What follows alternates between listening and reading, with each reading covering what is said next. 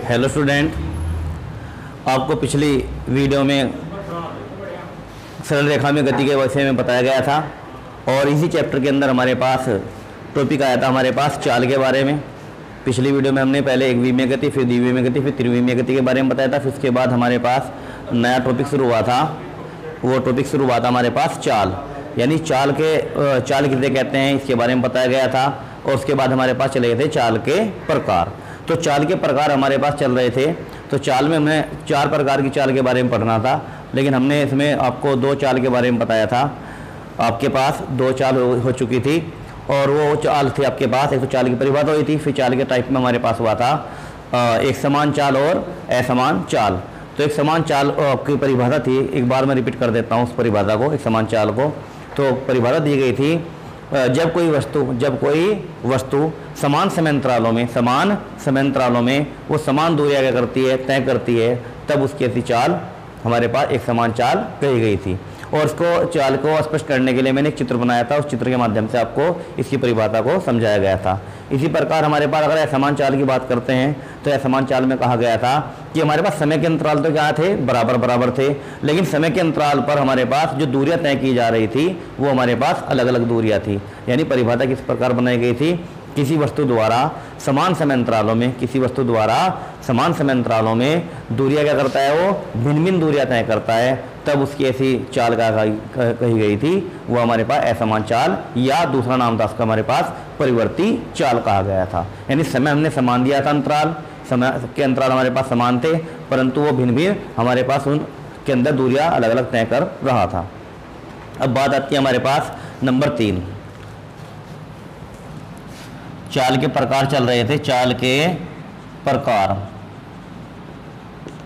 और हमारे पास एक प्रकार हो चुका था एक समान चाल, ये हो चुकी थी। और दूसरा था हमारे पास असमान या परिवर्ती चाल। अब ये दोनों हो चुके थे आपके पास। अब हमारे पास तीसरा आता है औसत चाल। अब औसत चाल की बात करते हैं। औसत चाल क्या होता है हमारे पास, चली गई कुल दूरी, औसत चाल बराबर होता है हमारे पास चली गई कुल दूरी, और कुल दूरी को तय करने में लगा कुल समय। तो लगा कुल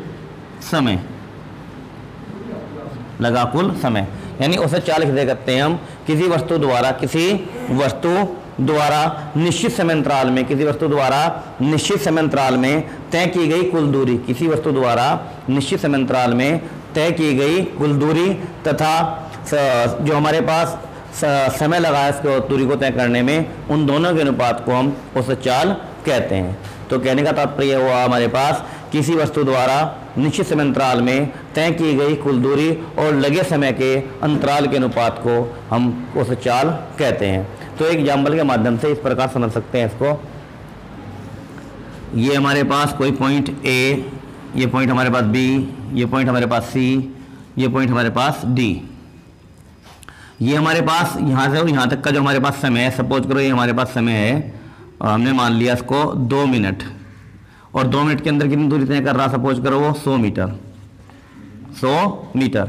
उसके बाद हमारे पास जो अगला अंतराल आया हमारे पास बी से सी तक का, वो हमने मान लिया यहाँ पर 3 मिनट। और हमारे पास जो वैल्यू यहाँ पर आ रही है इसकी, ये चल रहा सपोज करो 150 मीटर, यहाँ से कितना 150 मीटर। अब हमारे पास तीसरा जो अंतराल है, ये सपोज करो हमारे पास है 4 मिनट का, 4 मिनट। तो इसमें हमारे पास दूरी तय कर रहा है वो 200 मीटर। तो हमारे पास कहने का तात्पर्य, हमने इसमें 3 अंतराल दिखाए गए हैं, ए से बी तक का, और बी से सी तक का, और सी से डी तक का।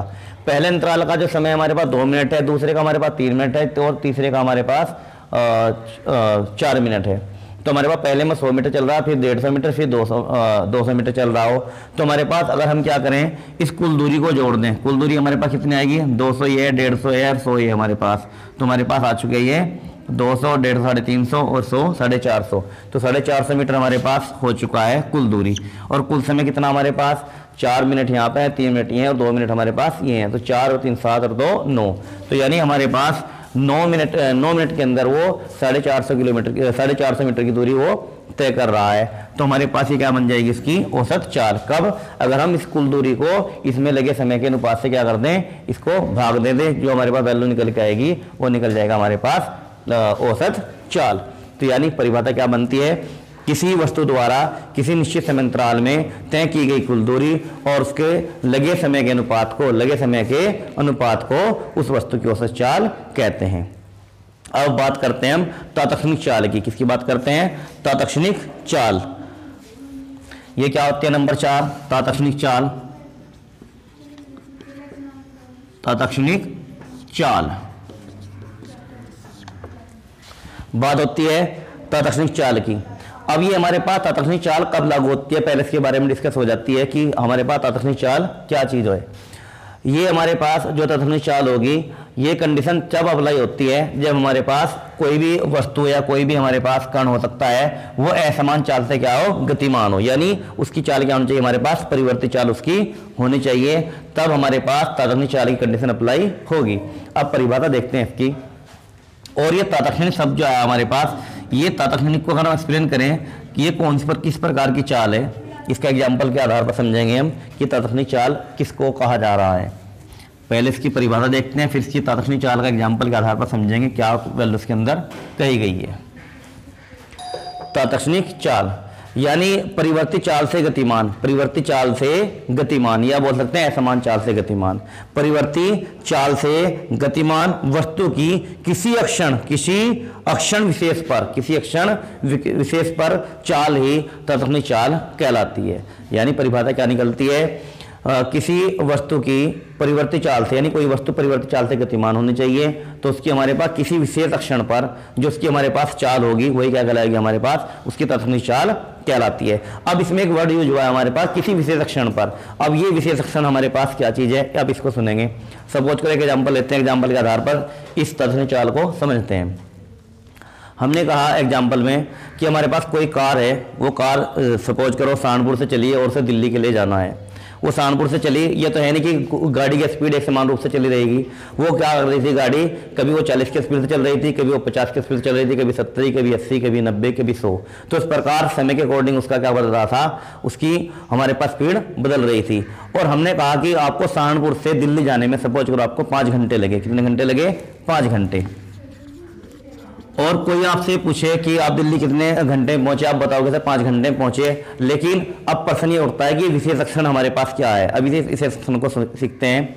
हमने कहा कि आपकी गाड़ी की स्पीड क्या थी, आपने कहा कि गाड़ी की स्पीड कभी 50 थी, कभी 60 थी, कभी 70 थी। अब मैंने कहा कि जब हमारे पास यात्रा का पहला घंटा चल रहा था, यात्रा का पहला घंटा हमारे पास चल रहा था, तो हमारे पास उसके अंदर हमने कहा कि पहले घंटा जो आपके पास था उसके 32वें सेकंड, उसका जो हमारे पास 32वां मिनट था, 32वें मिनट का हमारे पास 20वां सेकंड था। तो 20वें सेकंड पर आपकी चाल क्या थी, तो हमको क्या बतानी है, जो हमारे पास पहला घंटा चल रहा था उसका हमारे पास जो 32वां मिनट था, 32वें मिनट का हमारे पास 20वां जो सेकंड था, ओनली 20वें सेकंड पर आपकी चाल क्या थी। तो हम सपोज करो आपकी 20वें सेकंड पर चाल आपके पास 70 की स्पीड थी, तो आपके पास वो जो चाल थी आपके पास विशेष अक्षण पर, विशेष अक्षण तो क्या हुआ कि आपके पास इसमें हमारे पास पहला घंटा था।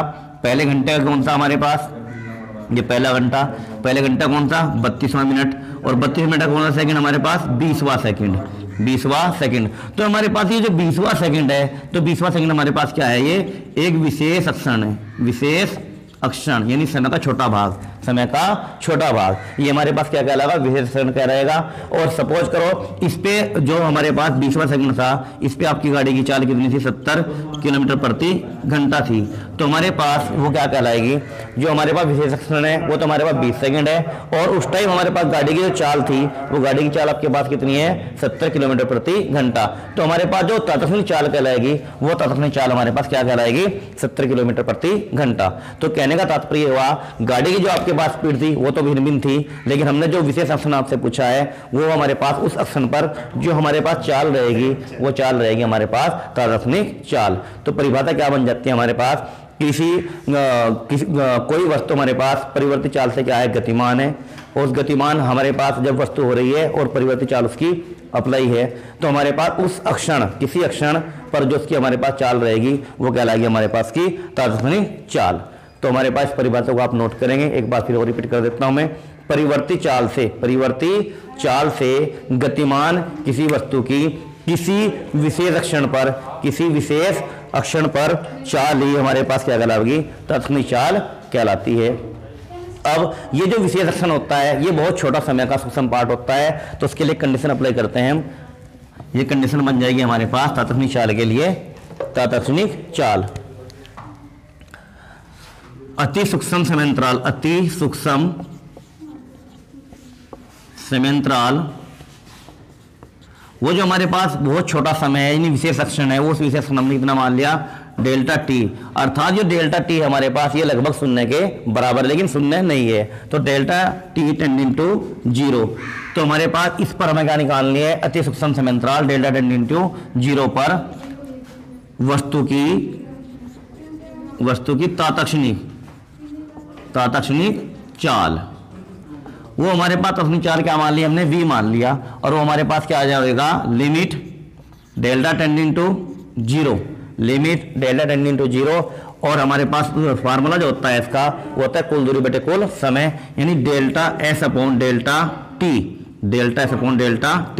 ये वैल्यू रहती है हमारे पास delta S upon delta T, यानी v equal to limit delta tending to 0 और डेल्टा से बटे डेल्टा टी। जब हम इसको लिमिट को यहाँ से हटाएंगे तो हमारे पास को बना देंगे हम v इक्वल टू ds बटे dt। तो हमारे पास जैसे ही डेल्टा को हमने यहाँ से हटाया और लिमिट को हमने यहाँ से हटा दिया, तो हमारे पास इसको लिमिट को हटाते हैं, हमारे पास डेल्टा को हमें चेंज कर देते हैं, हम डी में चेंज कर देते हैं। और डी यहाँ पर क्या रिप्रेजेंट करता है, हमारे सूक्ष्म से सूक्ष्म पार्ट को ये डिफाइन करता है। तो v बराबर ds अपॉन डी टी हमारे पास एक प्रकार से दूरी का उसका चाल की हमारे पास फार्मूला तैयार हो चुका है तात्क्षणिक चाल के लिए। अब ये हमारे पास जो चाल के प्रकार थे, तो चाल के हमारे पास 4 प्रकार थे और चारों प्रकार आपके पास समाप्त हो चुके हैं। एक समान चाल, असमान या परिवर्ती चाल, उसके बाद आया था हमारे पास औसत चाल, उसके बाद आया हमारे पास तात्क्षणिक चाल। अब ये बात हुई थी चाल की, अब बात करेंगे हम वेग की। ये इस प्रकार वेग की परिभाषा होगी, फिर वेग के प्रकार होंगे। तो अब चलते हैं वेग की ओर। वेग जिस प्रकार चाल की परिभाषा हुई, वेग भी लगभग उसी से संबंधित परिभाषाएं हैं, ओनली एक शब्द का अंतर है। यह बताया गया था तुम्हें जब पहले पढ़ाया था तुम्हें, तो दूरी की परिभाषा पढ़ाई थी और एक पढ़ाई थी विस्थापन की। तो हमारे पास तो चाल चलता है तो चाल तो दूरी के अकॉर्डिंग चलेगा, और जो हमारे पास वेग है वेग चलेगा हमारे पास विस्थापन के अकॉर्डिंग, क्योंकि विस्थापन हमारे पास सदिश राशि है और वेग भी क्या है हमारे पास सदिश राशि। और हमारे पास दूरी जो भी आपके पास बोला गया, दूरी क्या है हमारे पास अदिश राशि, और उसके आधार पर क्या हुआ था हमारे पास चाल भी हमारे पास क्या है अदिश राशि। तो बात होती है हमारे पास वेग की, वेग हमारे पास क्या है सदिश राशि। तो परिभाषा इसकी भी चाल जैसी होगी, परंतु वहां पर हमने दूरी का यूज करा था, यहाँ पर करेंगे विस्थापन का। तो वेग क्या है हमारे पास, इसको पढ़ेंगे। अगर वेग की बात करें हम, तो हमारे पास किसी वस्तु द्वारा एकांक समय में जो वस्तु जितना विस्थापन कर रही है वो क्या कहलाता है, उसका वेग कहलाता है। क्या कहलाता है, वेग। यानी किसी वस्तु द्वारा एकांक समय में जो इतना वो विस्थापन कर पाती है, जितना विस्थापन वो करती है, वो वस्तु का हमारे पास क्या कहलाता है, वेग कहलाता है। अब एक बात ध्यान रखते हैं हम, अब हमने यूज करा है यहाँ पे एकांक समय में वो एकांक समय बोल रहे हैं हम, वो समय हमारे पास कुछ भी हो सकता है। तो हमने बोला यहाँ पे किसी वस्तु द्वारा एकांक समय में तय किया गया विस्थापन ही उसका क्या कहलाएगा, वेग कहलाता है। तो वेग को हम रिप्रेजेंट करते हैं v से। तो v बराबर हमारे पास वैल्यू बनती है यहाँ पर विस्थापन बटे कितना, समयांतराल, या ओनली समय लिख सकते हैं, समयांतराल लिख सकते हैं, विस्थापन बटे समयांतराल।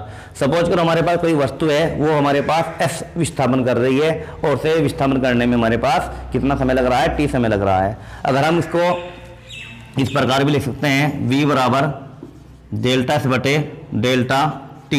ये हमारे पास क्या हो चुका है, वेग का फार्मूला बन चुका है, यानी v बराबर डेल्टा से बटे डेल्टा टी। अभी आपने देखा था जो हमारे पास चाल थी, चाल भी हमारे पास v थी और उसका फार्मूला भी यही था, बस अंतर क्या है, ये हमारे पास सदिश राशि है, वो हमारे पास अदिश राशि है। तो हमारे पास यहाँ पर फार्मूला निकल कर आया है वेग का, v बराबर डेल्टा से बटे डेल्टा टी।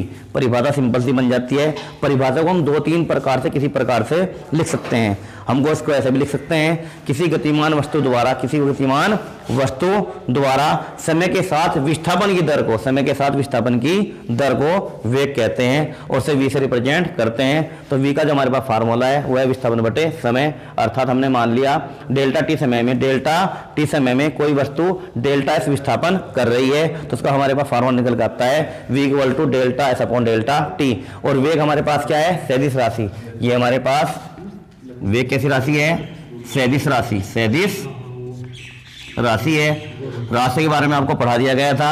अब हमारे पास इसकी विमा भी निकाल सकते हैं, उसका मात्रक भी निकाल सकते हैं। मात्रक क्या हो जाएगा, इसका मात्रक ऊपर हमारे पास क्या है विस्थापन और नीचे हमारे पास क्या है समय। तो विस्थापन जो हमारे पास, विस्थापन का मात्रक क्या होता है हमारे पास मीटर और समय का मात्रक होता है हमारे पास सेकंड। तो मात्रक बन जाता है हमारे पास का मीटर प्रति सेकंड। और जो इसकी विमा निकालते हैं, विमा देखिए इसकी, विमा वाला चैप्टर आपके पास इससे पहले हो चुका है। तो विमा में हम कैसे निकालते हैं, तो हमारे पास ऊपर क्या है विस्थापन, नीचे क्या है हमारे पास समय। और विस्थापन में विमा क्या होती है हमारे पास L, इसको लिखेंगे बड़े कोष्टक के अंदर।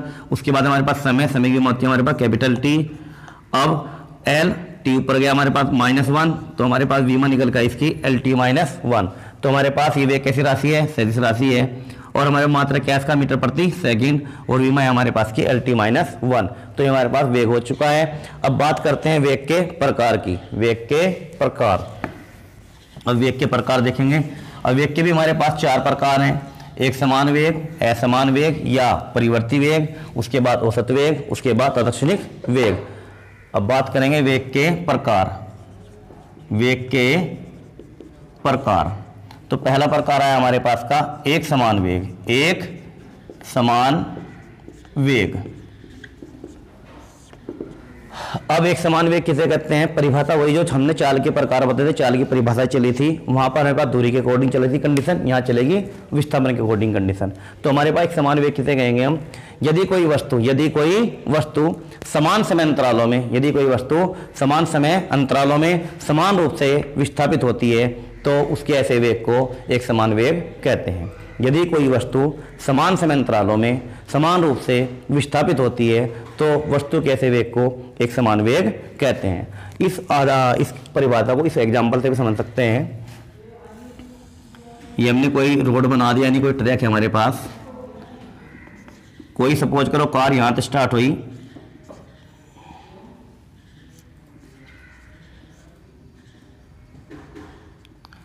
और इस को हमने कई पार्टों में तोड़ दिया। ये हमने दिखाया यहाँ पे A, B, C, D और E, ऐसे कितने पॉइंट इस पर बना सकते हैं। अब हमने यहाँ क्या रखा, A के और B के, यानी जब ये गाड़ी हमारे पास A से B पर जाएगी, फिर B से C पर, C से D पे, ऐसे ही आगे रन करती रहेगी।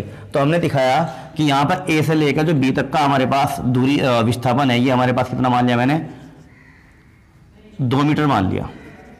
फिर ये भी 2 मीटर, ये भी 2 मीटर और ये भी 2 मीटर, ठीक। और जब गाड़ी यहाँ से बिंदु A से और बिंदु B पर पहुंची, ये समय कितना हमारे पास 1 सेकंड, यानी जो हमने यहाँ पर अंतराल दिए हैं समय के वो 1-1 सेकंड के दिए, 1 सेकंड, ये भी 1 सेकंड, ये भी 1 सेकंड और ये भी 1 सेकंड। अब परिभाषा क्या करती है इसकी एक समान वेग की, परिभाषा करती है कि जब कोई वस्तु समान समय अंतरालों में, किसमें, समान समय अंतरालों में, जो हमने अंतराल दिखा रखे हैं प्रत्येक अंतराल हमारे पास समान है, 1 सेकंड 1 सेकंड 1 सेकंड 1 सेकंड, ये कहलाता है हमारे पास समान समय अंतराल। अब उसके बाद परिभाषा दी गई है समान समय अंतरालों में समान विस्थापित होती है, समान रूप से विस्थापित होती है। तो हमारे पास जो विस्थापन दिखाया गया है, A से B का विस्थापन 2 मीटर, B से C का विस्थापन ये भी 2 मीटर, C से D का विस्थापन ये भी 2 मीटर और D से E का विस्थापन ये भी 2 मीटर। यानी गाड़ी ने 1 सेकंड में पहला जो समय अंतराल था 1 सेकंड का, उसमें भी 2 मीटर विस्थापन हुआ, और जो गाड़ी का दूसरा समय अंतराल हुआ 1 सेकंड का, उसमें भी 2 मीटर विस्थापन हुआ, और तीसरे में भी हमारे पास 2 मीटर और चौथे में भी हमारे पास 2 मीटर विस्थापन हुआ। तो इस एग्जाम्पल के आधार पर हम परिभाषा को समझ सकते हैं। परिभाषा ये कह रही है हमारे पास कि जब कोई वस्तु समान समय अंतरालों में समान रूप से क्या होती है, वो विस्थापित होती है, तब वस्तु के ऐसे वेग को एक समान वेग कहते हैं। तो इसके बाद हम परिभाषा लेंगे दूसरी, इसका यानी दूसरा टाइप लेंगे। तो दूसरा टाइप है हमारे पास का असमान, असमान या परिवर्ती, या परिवर्ती, या परिवर्ती वेग। अब हमारे पास दूसरा इसका प्रकार आता है असमान या परिवर्ती वेग। ओनली क्या करेंगे हम इसमें, एक ही वर्ड चेंज करेंगे, उसी वर्ड के आधार पर हमारे पास पूरी परिभाषा चेंज हो जाएगी। तो परिभाषा क्या होगी, जब कोई वस्तु समान समय अंतरालों में, यानी समय तो हमारे पास अंतराल दिया जाएगा समान, लेकिन वो क्या होगी प्रत्येक समान अंतराल में अलग अलग विस्थापित होगी, तो उसकी वस्तु कैसे वेग को हम बोलेंगे असमान वेग। तो परिभाषा कैसे लेते हैं इसकी, जब कोई वस्तु समान समय अंतरालों में, जब कोई वस्तु समान समय अंतरालों में असमान रूप से विस्थापित होती है, तब वस्तु के ऐसे वेग को असमान या परिवर्ती वेग कहते हैं। एग्जाम्पल देखते हैं इसका, इसी आधार पर एग्जाम्पल ले लेंगे। तो हमारे पास ये कोई गाड़ी, ये हमारा पॉइंट ए, ये बी, ये सी और ये डी, आगे भी और बना सकते हैं। अब ये समय हमने जो अंतराल लिया 1 सेकंड का लिया, ये भी 1 सेकंड का अंतराल लिया, ये भी 1 सेकंड का अंतराल लिया, लेकिन मैंने देखा तुम बोर्ड के ऊपर देख रहे हो कि हमारे पास जो पॉइंट है लगे हुए, इनके बीच की दूरी हमने क्या कर दी, बढ़ाते चले गए। तो यहाँ पर हमारे पास समय तो क्या है, हमारे पास प्रत्येक अंतराल समान समय का है, यानी 1 सेकंड 1 सेकंड 1 सेकंड। जो पहला हमारे पास समय अंतराल चला 1 सेकंड का, उसमें गाड़ी ए से कहाँ पहुंची, बी पर। सपोज करो चलिए हमारे पास यहाँ पर 5 मीटर, फिर ये चल रही है हमारे पास सपोज करो 8 मीटर, ये चलती है हमारे पास यहाँ पर 15 मीटर। तो कहने का तात्पर्य हुआ कि समय तो हमारे पास क्या मिल रहा, गाड़ी को पहला स्टेप जो समय का है वो 1 सेकंड है, उसमें कितना चली है 5 मीटर। फिर उसके बाद हमारे पास दूसरा जो स्टेप है समय का 1 सेकंड, उसमें चलिए हमारे पास वो कितनी 8 मीटर। उसके बाद हमारे पास जो तीसरा स्टेप है समय का, उसमें चलिए हमारे पास ये 15 मीटर। तो कहने का तात्पर्य हुआ हमारे पास समय तो मिला गाड़ी को समान, परंतु उसने क्या करा, असमान रूप से वो क्या हुई, विस्थापित हुई है। तो इस प्रकार के वेग को उसको कहा जाएगा असमान वेग, असमान वेग। तो परिभाषा एक बार फिर देख लेते हैं। तो परिभाषा क्या है हमारे पास, जब कोई वस्तु समान समय अंतरालों में असमान रूप से विस्थापित होती है, तब वस्तु के ऐसे वेग को असमान या परिवर्ती वेग कहते हैं। ये हमारे पास दूसरा पॉइंट हो चुका है इसका। अब इसका लेते हैं तीसरा पॉइंट। तीसरा पॉइंट हमारे पास औसत वेग, औसत वेग।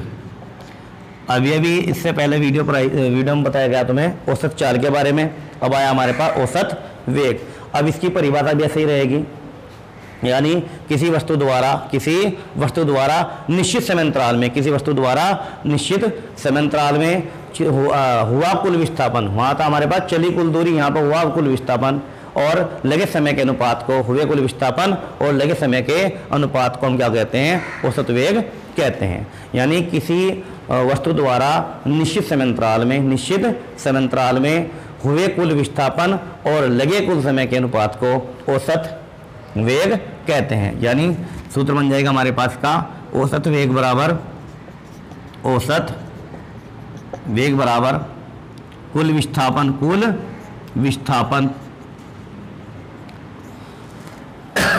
विस्थापन अपॉन लगा कुल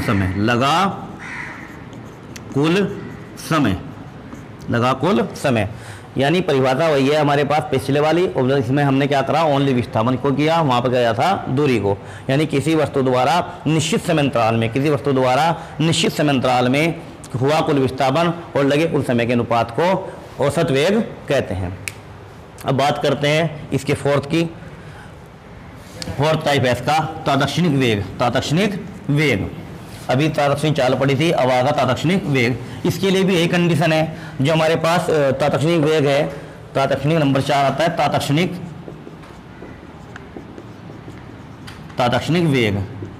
इसके लिए भी हमारे पास यही कंडीशन अप्लाई होती है कि हमारे पास जो वस्तु होगी वो वस्तु हमारे पास परिवर्ती चाल से, यानी परिवर्ती वेग से गतिमान होनी चाहिए, यानी वो असमान वेग से गतिमान होनी चाहिए। अगर वो वस्तु हमारे पास एक समान वेग से गतिमान है तो ये कंडीशन अप्लाई नहीं होगी, फिर तो क्या चल रही है, एक समान वेग से चल रही है। तो हमारे पास के लिए जरूरी है कि हमारे पास वस्तु किसी वेग से गतिमान हो, परिवर्ती वेग से गतिमान होनी चाहिए, गतिमान।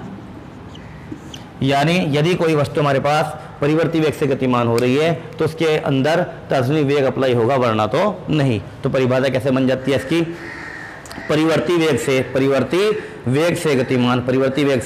गतिमान वस्तु की किसी विशेष क्षण पर वेग ही हमारे पास उसका तात्क्षणिक वेग कहलाता है। तो एग्जाम्पल उसी प्रकार लेंगे इसका भी। एक बार फिर सुने परिभाषा को।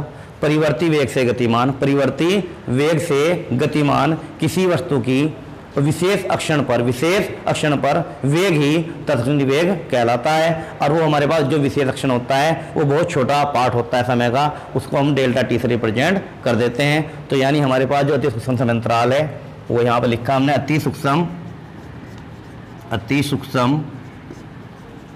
समयांतराल, वो समयांतराल हमने माना डेल्टा टी यानी लगभग शून्य के बराबर, डेल्टा टेंडिंग टू 0 पर वस्तु का तत्क्षणिक वेग, वो तत्क्षणिक वेग हमने v मान लिया और हमारे पास क्या लगा दिया, लिमिट डेल्टा टेंडिंग टू 0 और delta s upon delta t, delta s upon delta T यानी v equal to limit delta tending to 0 delta s upon delta t. जब हम क्या करेंगे यहाँ से लिमिट को हटाएंगे तो हम लिमिट को हटाते क्या कर देंगे, यहाँ पे जो हमारे पास डेल्टा नजर आ रहा है डेल्टा को हम कन्वर्ट कर देंगे डी में कन्वर्ट कर दिया जाएगा और डी यहाँ पर रिप्रेजेंट करता है अति सूक्ष्म पार्ट को। तो हमारे पास क्या बनता है यहाँ पर लिमिट हटते यहाँ पर बन जाएगा d s upon d t यानी हमारे पास वेग जो बनता है हमारे पास v equal to d s upon d t. ये हमारे पास चाल की कंडीशन थी और ये हमारे पास वेग की कंडीशन है। फर्क कितना है मात्र, वहाँ वेग बोला जाएगा, यहाँ पर वेग बोला जाएगा और वहाँ पर हमारे पास होता है चाल। यानी एक बार परिभाषा फिर हो जाती है। तो हमारे पास किसी परिवर्ती वेग से गतिमान किसी वस्तु का किसी विशेष अक्षण पर वेग ही हमारे पास तत्क्षणिक वेग कहलाता है। तो हमारे पास ये v बराबर D s upon d T इसका सूत्र हमारे पास प्राप्त हो जाता है। अब इन जो आपको आज पढ़ाया गया है इनके सबको आप अपने नोट्स में नोट करेंगे और कोई प्रॉब्लम हो तो उसको शेयर करेंगे। धन्यवाद।